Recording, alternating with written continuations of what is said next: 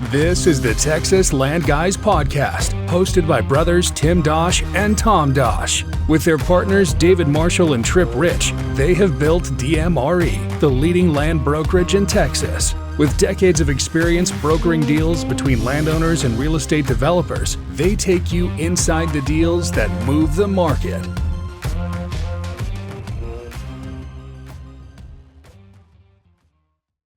All right, welcome to the Texas Land Guys podcast. Trey, how are you doing this morning? Doing well. How are you? Good. It's another summer episode. We've got some people traveling. Tim's out, so appreciate you coming on the podcast again, and I think this will be a fun episode. Yeah, thanks for having me on. It's been fun. I feel like I've been on quite a bit this year, which is exciting. Yeah, we'll have to tell Tim you're ready to bump him off the artwork. No, here. I'm not ready for that. Well, before we dive into a pretty fun topic, I was listening to a podcast on the way in this morning that I thought was pretty interesting. They were talking about how Elon Musk became the first trillionaire. Yep. So the question was, when will we see the first quadrillionaire? Whoa. And so some really smart people ran some numbers and basically said we should see the next quadrillionaire in the next 10 to 20 years, or the first quadrillionaire in the next 10 to 20 years. And do you want to know how they would likely become a quadrillionaire? Do you want to guess? The most common way people thought they would make that kind of money? They would, other than ownership, I have no idea. They would own another planet. Oh my goodness. So they think that Musk might be... We're going to space. They think that Musk might become the first quadrillionaire by maybe like owning Mars, which is pretty crazy. But this is actually really being talked about. And obviously with the whole SpaceX and the possibilities there, it's pretty unreal. But I wasn't ready for you throwing this at me to start this podcast. I didn't think so. I was pretty excited to do it though. And what was interesting though is so they were talking about the wealth creation of just SpaceX. Yep. And we've seen that in the news, just the number of billionaires that were created because of the SpaceX IPO. Right.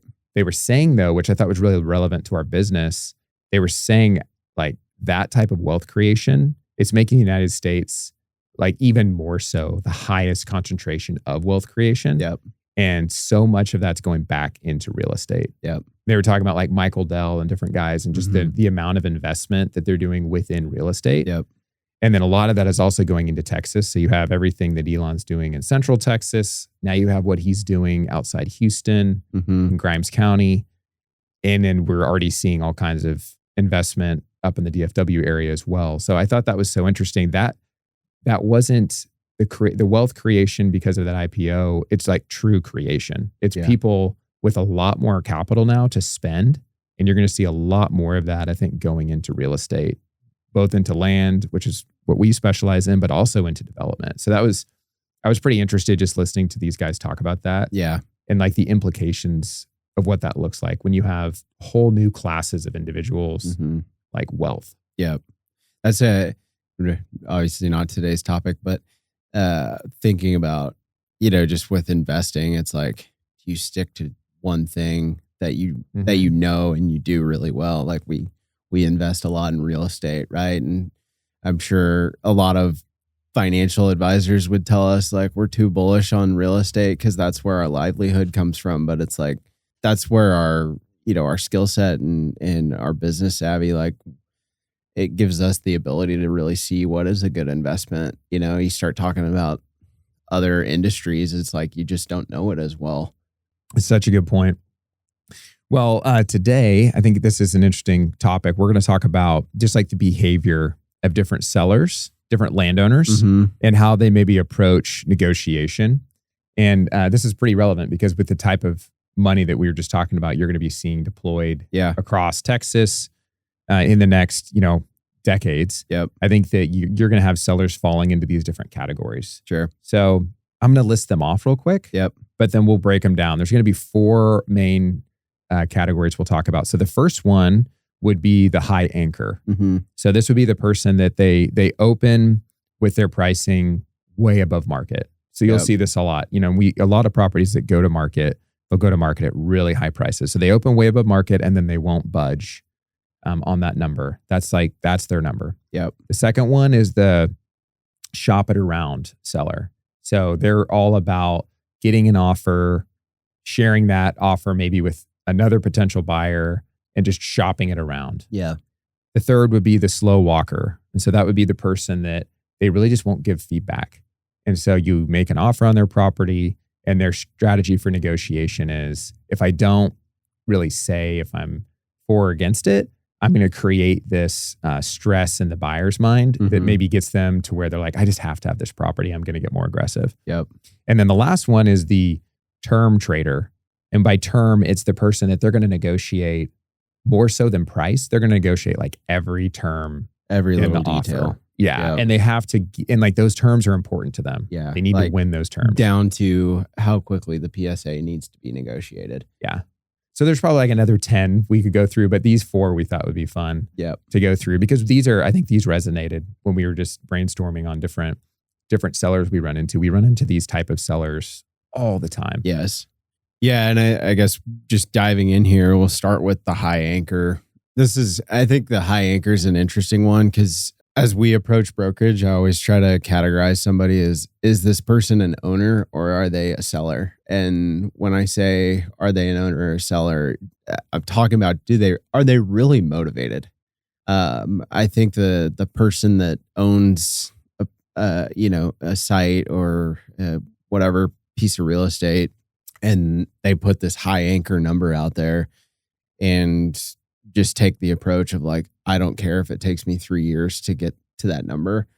In my mind, okay, this person's not a motivated seller, right? Like, you're probably not going to be able to convince this guy to, change his price by 20% in order to get a deal done. You're just going to have to keep following up with him a couple times a year, waiting on essentially a post-COVID type inflation run where pricing booms and all of a sudden the market actually comes to him. That could also be through growth, right? Like the market growing out towards their site, and it was like, hey, he wanted $10 a foot back when he was in the middle of nowhere, and now the world's come to him and he still wants $10 a foot. But I think the high anchor one's interesting just because if it's a really good site, I think what we've seen time and time again, as frustrating as it is eventually that guy's going to get his price. But it may be difficult to get there really quickly. Yeah. Well, I think your point's good. With any of these, we as brokers can't make someone sell. Yeah. So if they're not really a seller, then they're not a seller. Yeah. And that really frustrates a lot of our clients that are developers that just don't understand. Like, why do they want $20 million? It's worth 15. And it's like, I'll tell people all the time, like, a seller is really allowed to ask for whatever they want. That just doesn't mean it'll transact. And so I think that's important. I will say it depends. So how I would interact with this seller obviously will depend on if I'm representing them or representing the buyer. That's right. If I'm representing them, my advice a lot of times is you have to be really careful setting a high anchor price, because by setting a high anchor price, you can actually, it can backfire. Yeah. And so you could push away the very logical or best developers, buyers in the market for your property. So I normally will do exactly what you just said. I'll talk to them about, well, what's your timing to sell and what's your motivation? Because if your timing is, I really just want $20 million and I'm not in a hurry, I'll pass the property to my kids, then I think we just have to decide, is this a good use of our time to go work on this? Because if we don't believe it's worth 20 million for a while, then it may not be a good use of time. But we'll communicate that to them and we'll tell them, okay, if that's the situation, we're just going to have to be really patient. Yeah. But we can't just make it be worth $20 million today if we just don't believe it is. Yeah, for sure. Well, also with the high anchor, you bring up a good point. If we're representing them on the sell side, it's really trying to just build a relationship with them to understand, is 20 million really your number, or is it, you would sell for 15 to 17 million under the right conditions? Because time and time again, we would say, and I think a lot of the brokerage community would say, you're going to be more successful going out with that 15 to 17 million dollar number and getting guys to compete against each other, and maybe it pushes up to 18 or 19, than you are going out at 20, because ultimately just so many people are going to pass on the opportunity immediately. And you're basically setting yourself up for a spot where you don't have a lot of offers and you don't have a lot of competition. Mm-hmm. And then the buyer ends up with the upper hand, because if you end up selling for 15 million, the buyer's sitting there going, man, they just came a long way to take my deal. Mm-hmm. I think that's a good point, because the buyer, you want to get the buyer engaged as a seller. You want to get them working on the property. You want to get them evaluating it. You want to get both the emotional, really just the emotional entanglement of the buyer where they want the property. Yep. But then you also you need them to spend time on it. And if you have too high of a price to start, a lot of buyers will just say it's not worth my time. Yep. And then you never get started. If you can get them engaged, we've seen this time and time again, get them engaged at a lower value, like you just said, but then there's competition and you get multiple offers. Suddenly the value becomes a value that buyer never would have thought they could have paid. Yep. But they started working on it. They realized it was a good opportunity. They realized they could capitalize it, and suddenly they're paying more for it. Yep. So that would be my strategy with that type of a seller. But we also we'll tell those type of sellers all the time, like, this just isn't going to be really good for anybody to go take your site out to market at that high of a price if it's just too high. Yep. Because it's not realistic, and you don't want to go register that with the market, and then the market will say, oh, we're familiar with that site, like they're not real sellers, so they don't want to sell. I'm not looking at that again. Yep. And so this reminds me of a lot of sites we've seen circulating around the last couple of years that have been through maybe 3 or 4 brokers. Mm-hmm. The seller they either just aren't willing to, come to the realization of what the market really is, or they think they have a broker problem. Yeah. But the market starts to think it's a site problem. Yeah, for sure. Well, and when you talk to developers too, it's like, it's not fun for them either when the third broker who's had the site is calling them, because then it's like, yeah, I know the site. I've been on conference calls with the seller. I've told them I can't pay their number. There's there's a history here, and the new broker doesn't necessarily know that. Yeah. Yeah. It's just not good for the asset at the end of the day. Let's move to the second one, the shop it around. So this is, I guess you could say, like in our business, most buyers would feel like this is pretty unethical. Yeah. And so this is kind of an interesting one. Yeah. I think this is the one I would say that probably across the board irritates people the most, as the shop it around guy. There's a seller that we know of in Dallas who has a reputation of doing this, and he's active and he closes deals and he's sold a lot of stuff and been successful, but to the point where like some of the best guys in the business, if they hear his name on a site, like they just aren't interested. They're like, let the next guy deal with it. And there's several elements to the shop it around guy. It's, hey, I've got your offer. He might tell you, like, I'm talking to a couple other groups. And then the next thing you know, he says, oh, I've got, a bunch more offers. And it's like, well, how did we go from like you had us and one other group to now you have 7 offers, right? Mm-hmm. And like, there's no way that happens without like you communicating to the world that you've got these 2 groups that you're talking to pretty seriously. And that's always frustrating because, we respect developers' time and obviously try to protect our time as best as possible. And so it's frustrating when you feel like somebody's not being straight with you. The worst, I would say, a lot of times the unsettling feeling with the shop it around guy is like, you might have a great meeting with him and it's like, man, this all sounds really good. Like, let me talk to my partner. Let me, sort of chew on this for a couple days. And then next thing you know, it's like the story's changing. And, one moment you're talking about maybe moving to contract and the next moment it's like crickets for a week. And then finally you get a hold of them and it's, hey, I actually just signed up a deal with another buyer. And it's like, well, like you weren't telling me the truth for 2 weeks straight. Like, we'd all much rather hear, I like you guys, but your offer's just not strong enough. Like, I'm going to see if I can work it out with this other group first. And I think developers all respect that and would much rather work with somebody who's straight up like that than somebody that's going to play games ultimately. Yeah. The shop it around is, it's really frustrating. I think the good example of when this has been really painful is you're actually negotiating a contract and then you find out that he was negotiating a contract with like 3 buyers. Yeah. That's happened to us on several instances where we were representing a buyer. Yep. And, you know, that, again, that's kind of why I was saying like those type of sellers, they're not very common that they do that because it's just not really the way it should be done or the way it's normally done. But we definitely run into it and it leaves a bad taste in developers' mouths. And honestly, I think, like you said, a lot of them will write those type of sellers off. Yeah. And be like, I'm just not going to work with them again because it costs money. Yeah. And a lot of time to negotiate a contract. And also you've done a lot of evaluation at that point. Yeah. And kind of just been, you know, led to believe something was going to happen. But now let's say we're representing this person. So if you're representing the seller, the shop it around guy, we obviously can't necessarily control what our seller would do. But I think the way that we do business is different than that.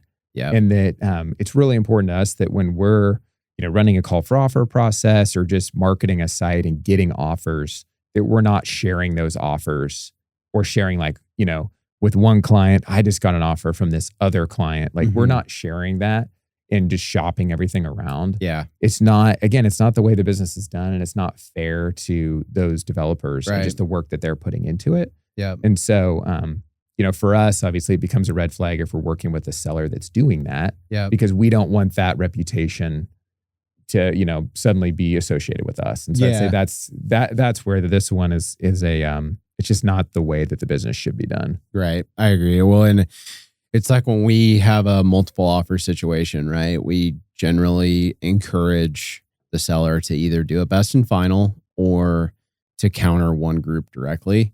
One thing that I have always tried to avoid as best as possible is countering multiple groups with the same counter because I think it's disingenuous. I think that when you issue the same counter to 3 or 5 people, it's like, okay, well, what happens when all 3 of these groups accept this term? Like they're going to feel like, hey, you gave us a counter, we stepped up to the deal. And then you're going to turn around and tell them, oh, sorry, we gave the same term to 2 or 3 other guys. It's like, it's just, I don't think that's the right way to operate. And I think even sellers who do that, you know, it just doesn't leave anybody in a good situation. Yeah, that's a pet peeve of mine too. I'm big on not countering multiple groups for that reason. It's kind of back to business used to be done with a handshake. Yeah. And if you said we're going to do a deal, then you're going to do a deal. So when you put it in writing and say, if you agree to this, we have a deal, and then it's not the case, it's just not a good look. Well, and to that end, so we're talking about the shop it around seller, right? And I think what ends up happening ultimately is like sometimes that guy gets his deals done, right? But then what ends up happening also is when the shop it around guy's deal falls out of contract and he tries to go back to those other buyers that were at the table, a lot of times they all say, I'm just not interested. Like life's too short to work with this type of a seller. Yeah. And I just don't want to deal with it. Like I'll go work on other projects. It's Texas and there's all these other sites I can go work on. Yeah. That's a good point. Well, and this all makes me think that's the whole reason for why we're here as the intermediary to help advise if we're representing the seller or if we're representing the buyer, to help advise them and to be the one that actually does the negotiating so that the seller is not potentially doing something detrimental. Yeah. You know, and that's the whole reason why it's good for them to have an advisor because they don't do this every day. For sure. Especially, I would say, when you have an inexperienced seller, like maybe there could just be an element of they're green and they haven't sold a lot of real estate in their life, and they may just not realize that like the impact that could have. But especially like you mentioned earlier, when somebody's negotiating 3 contracts at once, it's like you got to realize at that point you're burning somebody's attorney dollars, right? Like you're not just wasting their time, you're now wasting their money also. Like that's just not a good look. The third one here is the slow walker. And so this is the person that they just I would say they don't communicate. So they use silence and delay as leverage. They're trying to get the buyer to get anxious and start maybe countering themselves, start improving their offer.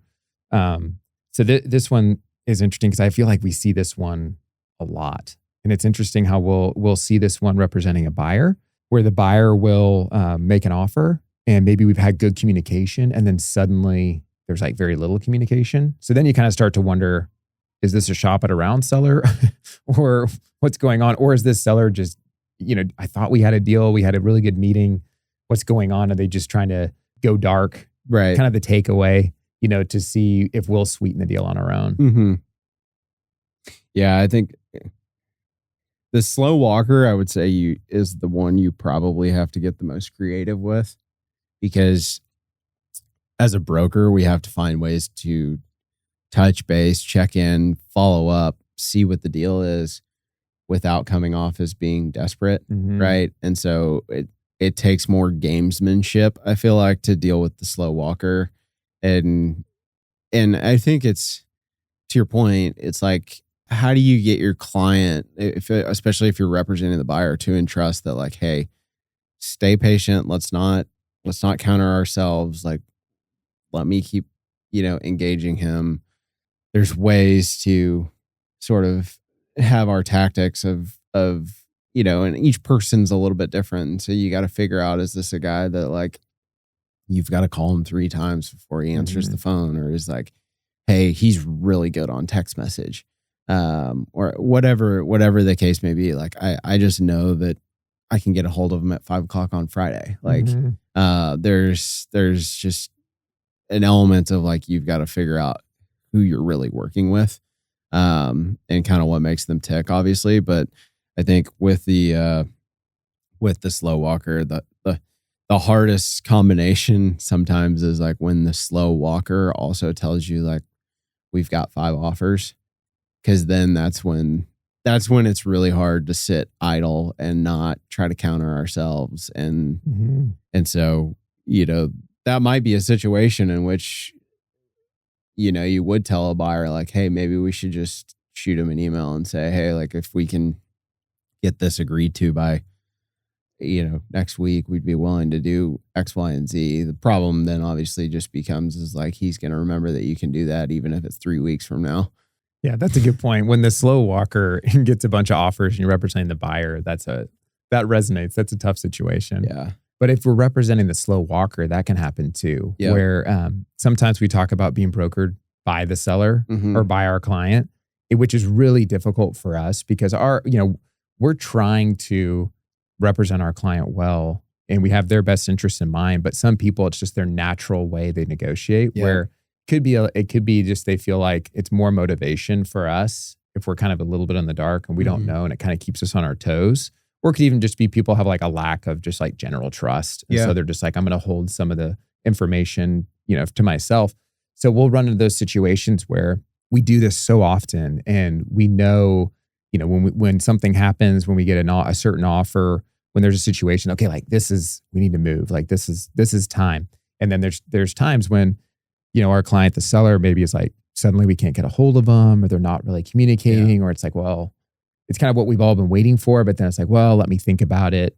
And it's almost can be a tactic to see, like, can we go back and try to, like, squeeze a little bit more out of the buyer, without, like, asking us to, just, like, almost try to get us to see if we can go sweeten it a little bit more. No, you bring up a really good point. And there's like a subcategory of the slow walker, especially on the listing side, where there's some level of dysfunction, and they move slow, and it's not intentionally, it's not meant to be a game. But, like, we've had landowners that we've represented, families where it's taken them 4 to 6 months to get our listing agreement signed, because there's so much complexity to the family history, and they don't know who the right person is to sign it. And they realize, there's LLC stuff that needs to be straightened out, whatever it may be.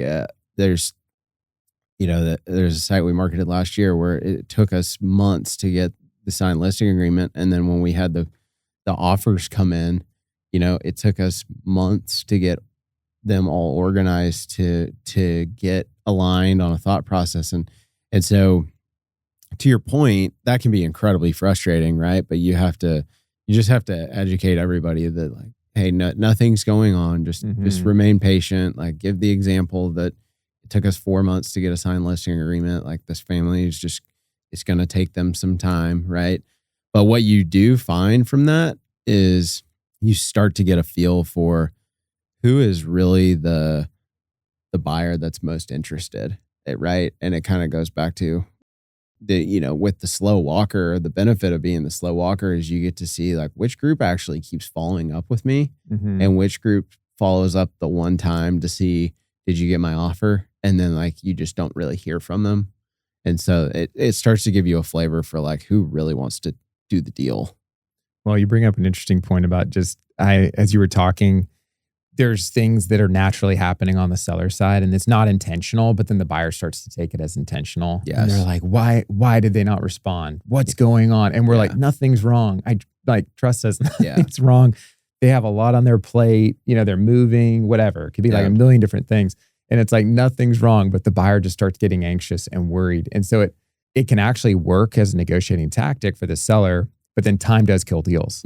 So I think time kills deals more often than time helps deals. Yep. So yes, sometimes the slow walker wins. And then probably the majority of time, it's not a great strategy. Yeah. At least not to overplay it. So that's an interesting one. Do you want to take this last one? Yeah, for sure. I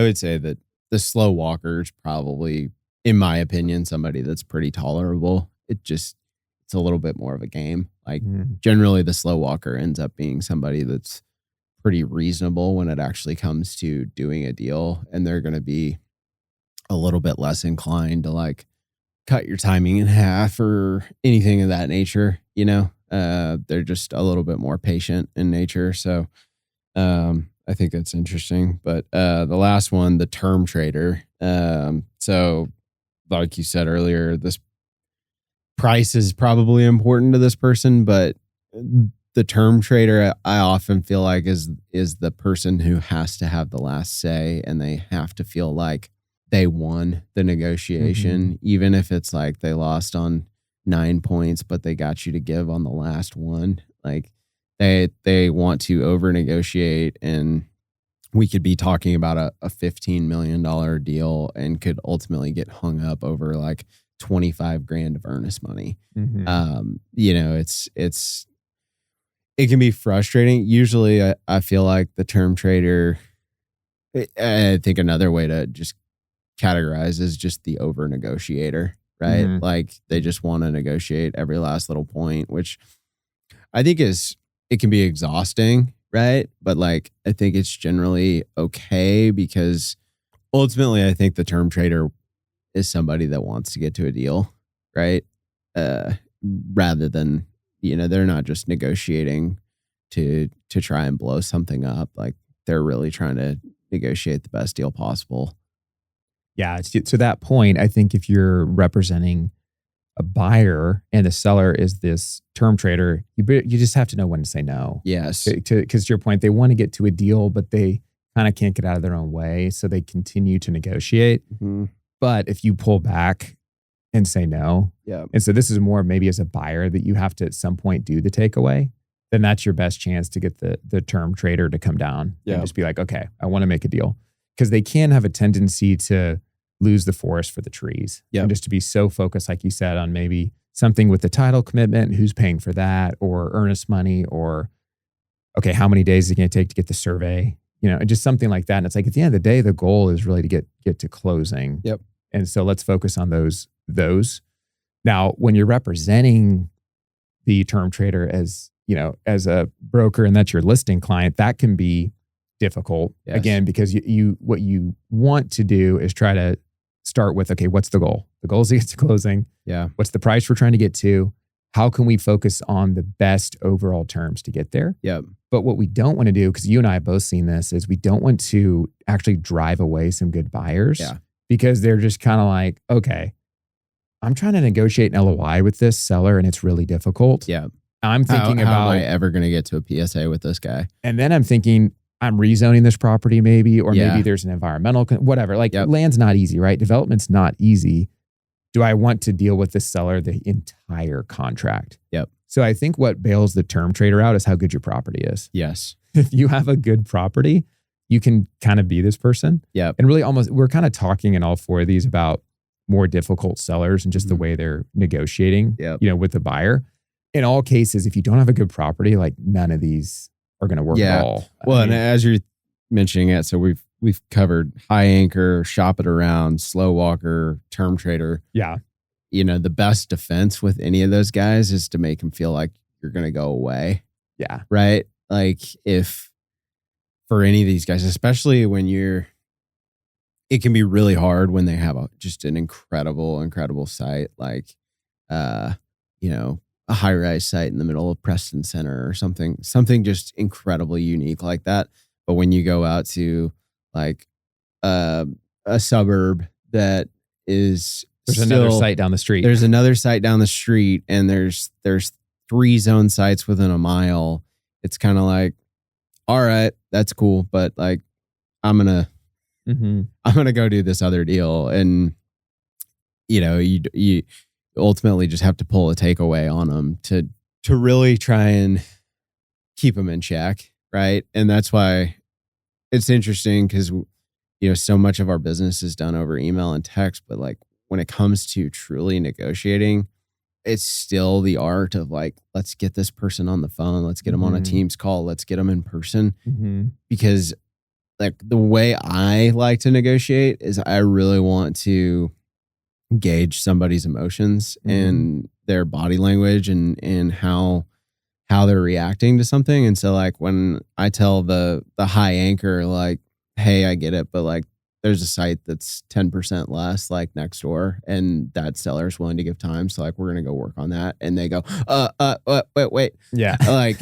and so like, I want to catch that live. You send that over email. It's very easy for that person to be the email bully back and be like, that site's not as good. Like, here's why, whatever it may be. But I think all of those is just like, you have to think high level and like, all right, how do we get this person to the table, right? And I ultimately, we talk about it as a lot as like we want to win, right? And so, as part of our business is just figuring out how to sort of break down and diagnose like what type of seller this is. And knowing that like these sellers, the reason that people are a high anchor or a slow walker, like at the end of the day, they want, if we're talking about someone that actually wants to sell, they want to sell, they're trying to get there. Sometimes they're just getting in their own way. Yeah. And that's a big opportunity for us, I think, when we go represent sellers, to just help provide the context. Like we were sitting down with a seller recently, and he has an incredible property, but we were able to show him every competing property in his submarket. And he was like, this is so helpful because he's like, I want to be realistic about what my property's worth. I want to pick the right buyer when the offers come in.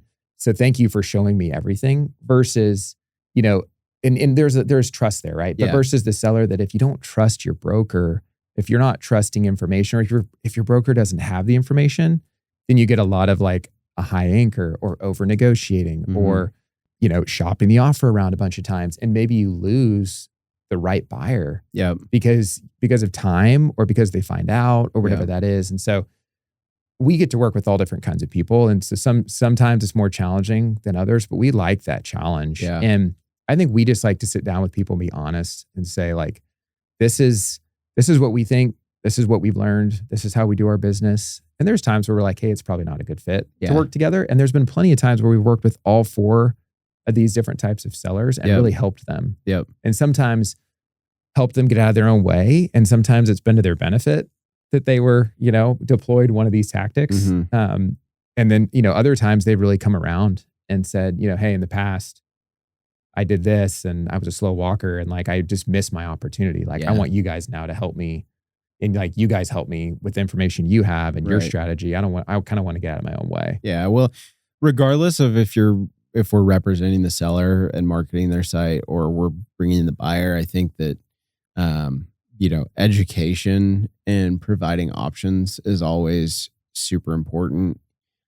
Even if you're representing the buyer and sometimes you don't get picked, that's part of life. But I think that if you can do a really good job of educating a seller on what's going on in the market and how certain groups, are actually going to get to the table, whether it's capital story, whether it's, hey, they just had a deal sell and they've got money that they need to spend, whatever the case may be. Like there's there's always just going to be an element of the more information you can provide them with, whether you get the deal or not. Like a lot of times it circles back. It's like we have a lot of listings that we've tried to bring buyers to, but deal hasn't worked out for one reason or another. And we've just kept in contact with those sellers, and we've done such a good job of providing them information that eventually they hire us. Mm-hmm. Yeah, that's a great point. Well, this was fun. I think that those were interesting categories. I think our audience can relate. I'm sure as you're listening and you're a developer or buyer, you can think back on a deal you worked and that was the situation, or maybe it was something you were working on today even. Yep. So that was fun. And thanks again, Trey, for joining. Yep. Fitting in. Definitely follow us on YouTube, Texas Land Guys. Listen to us on Apple or Spotify. And we'd love to hear from our audience. So send us a message and we'd love to connect. Thank you for listening to our podcast today. If you have questions about land you own in Texas, send us an email at texaslandguys@dmre.com and follow us on LinkedIn to stay updated.